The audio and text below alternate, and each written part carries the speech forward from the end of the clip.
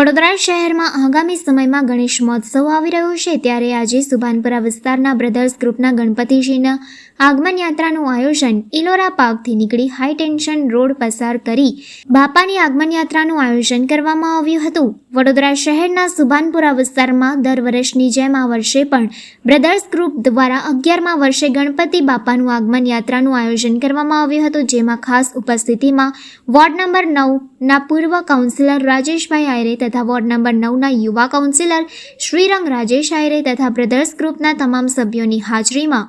ગણપતિ બાપાની આરતી કરવામાં આવી હતી અને ડીજેના તાલે ગણપતિ બાપાની આગમન યાત્રાનું આયોજન કરવામાં આવ્યું હતું, જેમાં આ વર્ષે ગણપતિ બાપાની થીમ શંકર ભગવાનના સ્વરૂપમાં આયોજન કરાયું છે, જેમાં મોટી સંખ્યામાં લોકો આ ગણપતિ બાપાના આગમન યાત્રામાં જોડાઈ ગયા હતા। બ્રધર્સ ગ્રુપ દ્વારા તમે જોઈ રહ્યા છો ઇલોરા પાર્ક અને પશ્ચિમ વિસ્તારની અંદર ખાસ કરીને દરેક યુવાનોને અભિનંદન આપું છું। અને બ્રધર્સ ગ્રુપ તમે જુઓ છો કે વર્ષે ને વર્ષે દર વર્ષે આજે બી જો એક મસ્ત તમે જાણે એવું લાગે કેદારના ભગવાન ભોલેનાથ સાક્ષાત હાજરા હજુર છે।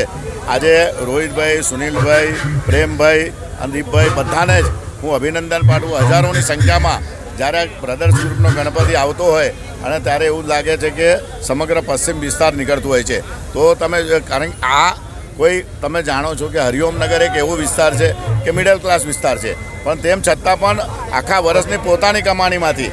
આ પોતાનું જે અમારા દરબારો છોકરાઓ છે સાથે બધા જ ભેગા મળીને એક બ્રધર્સ એટલે એક બધા ભાઈઓ ભેગા થઈને આખા વર્ષ દરમિયાન પોતાના પૈસા પોતાની કમાણીના પૈસાથી આટલા જંગે જે ગણપતિ લાવે છે। ગણપતિ બાપાને પ્રાર્થના કરીએ કે આ જ રીતના દર વર્ષે ઉત્તરોત્તર બ્રધર્સ ગ્રુપનો